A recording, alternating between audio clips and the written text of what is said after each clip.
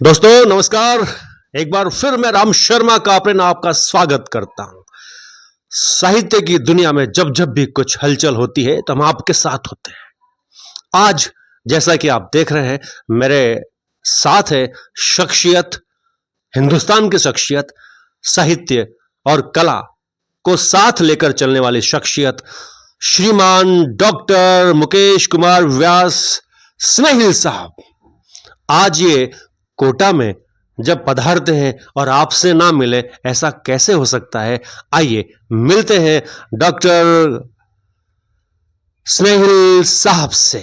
और ये कौन है? जैसा कि आप देख रहे होंगे बैकग्राउंड में समरस संस्थान साहित्य सृजन भारत के संस्थापक, संयोजक, कर्ता, धर्ता, अर्थात अपने धर्म में समरस का नाम लेकर अपने कार्यों को सफल बनाने वाले।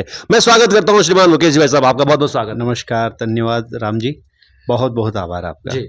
सबसे पहले पहला ये प्रश्न, ये शुरुआत आपकी साहित्यिक शुरुआत कहां से होती है और आप कहां से हैं? जी नमस्कार।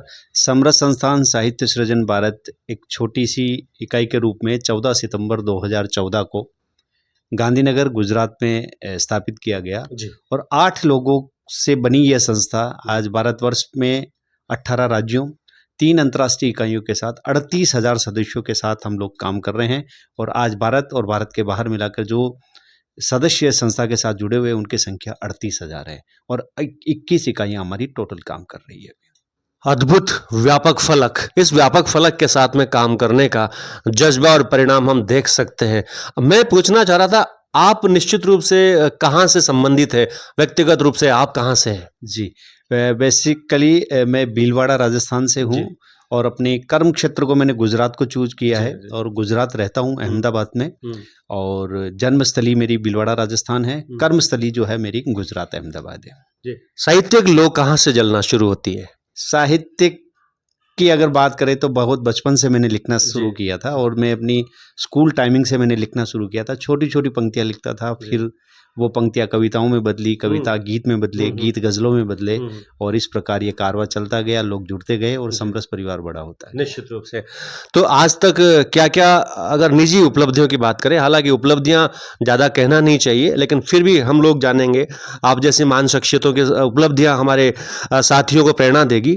क्या क्या उपलब्धियां आपके निजी जीवन में रही? उपलब्धियों की अगर बात करें तो बस कुछ नहीं, कलम से प्रेम करते हैं और लोगों का स्नेह मिलता है, यही सबसे बड़ी उपलब्धि है। इससे बड़ी उपलब्धि कुछ है नहीं, न किसी की आकांक्षा है और लोगों का स्नेह मिलता रहे, ताउम्र मिलता रहे, यही मेरे लिए सबसे बड़ी उपलब्धि है। बिल्कुल। निश्चित रूप से समरस साहित्य संस्थान, इसकी प्रेरणा कहाँ से आती है?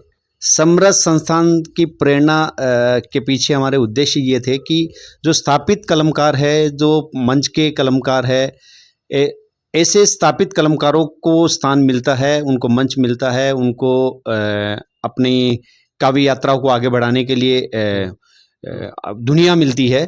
लेकिन हमने जब ये संस्था संचालित की और जब हमने इसका आरंभ किया तब हमारे मन में एक ख्याल था कि नवांकुर जो नए कलमकार है उनको एक ऐसा मंच दिया जाए कि वो अपने एक प्लेटफॉर्म पे आके अपनी कविताएं, गीत रचनाओं को रख सके।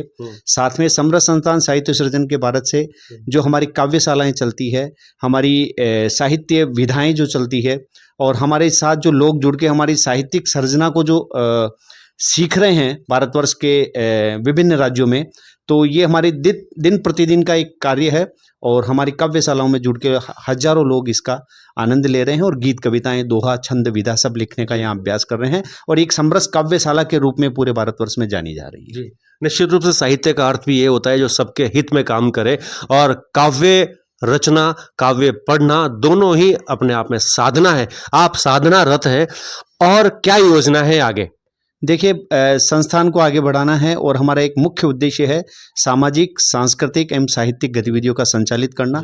इसके साथ हम एक सामाजिक सरोकार को निभाते हैं। हमारे राष्ट्रीय अधिवेशन में हमने एक संकल्प लिया है। अभी हाल ही में हमारा 12 अप्रैल को हमारा दशाब्दी वर्ष समारोह हुआ था और 14 सितंबर 2014 को हमने स्थापित की थी। अभी हमारा हाल ही में जो दशाब्दी वर्ष समारोह भीलवाड़ा में आयोजित हुआ था, उस अधिवेशन से पूर्व पिछले अधिवेशन में हमने एक संकल्प लिया था कि भूखे को अन्न और प्यासे को पानी। अच्छा। सामाजिक सरोकारता को निभाते हुए ये संस्थान आज भारतवर्ष के विभिन्न राज्यों में जो इकाइयां जुड़ी हुई है, तो भूखे को अन्न और प्यासे को पानी की व्यवस्था कर रही है। और 38,000 सदस्यों में अगर मैं 5% सदस्य भी अगर इस संस्था के साथ प्रत्यक्ष रूप से जुड़कर अगर ये सेवा दे रहे हैं, तो मेरे को ये कहते हुए बड़ा गर्व है कि आज प्रत्यक्ष और अप्रत्यक्ष रूप से 2000 लोगों को संस्थान के माध्यम से प्रतिदिन खाना खिलाया जा रहा है। ये हमारी उपलब्धि, आप इसको बोल सकते हो। मैं उपलब्धि नहीं बोलूं, करने वाला वो है, कराने वाला वो है, हम तो केवल निमित्त मात्र हैं।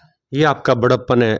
पढ़ने में आया है, सुनने में आया है कि आपके फलक विदेश तक भी जा रहे हैं। किस प्रकार से आपने अपने इन आयामों को छुआ? जी, भारत से बाहर की अगर बात करते हैं तो भारत के बाहर हम अबू धाबी, दुबई में और अमेरिका में और केन्या, नैरोबी में हम 3 संस्थाएं हमारी काम कर रही है।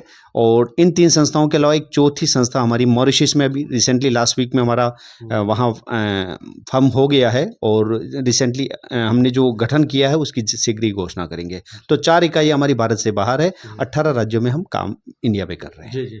कोटा इकाई की बात हम करें तो कौन यहाँ कर्णधार के रूप में काम कर रहे हैं? किस प्रकार से आपके सैनिक, साहित्य, कलमकार, साधक यहाँ पर नियुक्त है? कोटा में कौन कौन इस जिम्मेदारी को निभा रहे हैं? कोटा अपने आप में हाड़ौती क्षेत्र बोला जाता है और यहाँ मतलब काव्य खान अगर बोला जाए तो यहाँ पे काव्य रथियों की खान है। और कोटा की हाड़ौती अंचल की साहित्य के क्षेत्र में विशेष रुचि रही है और यहाँ एक से बढ़कर एक बड़े कलमकार हुए हैं जिन्होंने अपने समय में अपनी ऊंचाइयों को छुआ है और उन्होंने यहाँ की अलग पहचान दी है। तो कोटा के लिए एक विशेष बात ये भी है कि कोटा के ही डॉक्टर शशि जैन चंद्रिका जी जो है वो हमारे संस्थान के राष्ट्रीय अध्यक्षा है। और कोटा के हमारे CEO जिनको अभी हमने हाल ही में मनोनीत किया है, डॉक्टर प्रभाष सिंगल जी, वो भी संस्थान के साथ जुड़े हुए हैं।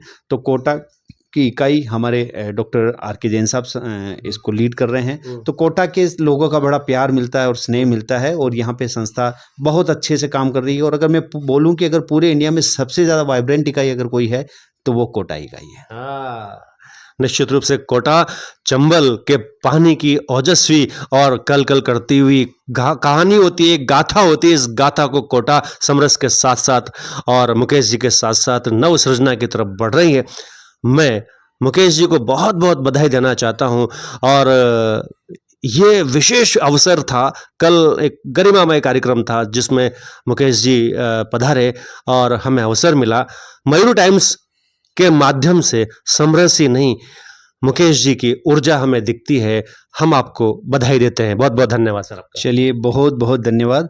और सभी कलमकार साथियों के लिए 2 पंक्तियां मैं कहना चाहूँगा राम जी कि निष्पक्ष कलम सदैव सच को है लिखती, निष्पक्ष कलम सदैव सच को है लिखती, दिल में छुपी हर राज बया करती, और ताकत बन कलम उठे हर मोड़ पर मेरे, ताकत बन कलम उठे हर मोड़ पर मेरे, ना रुके ना झुके ना कभी बिकती।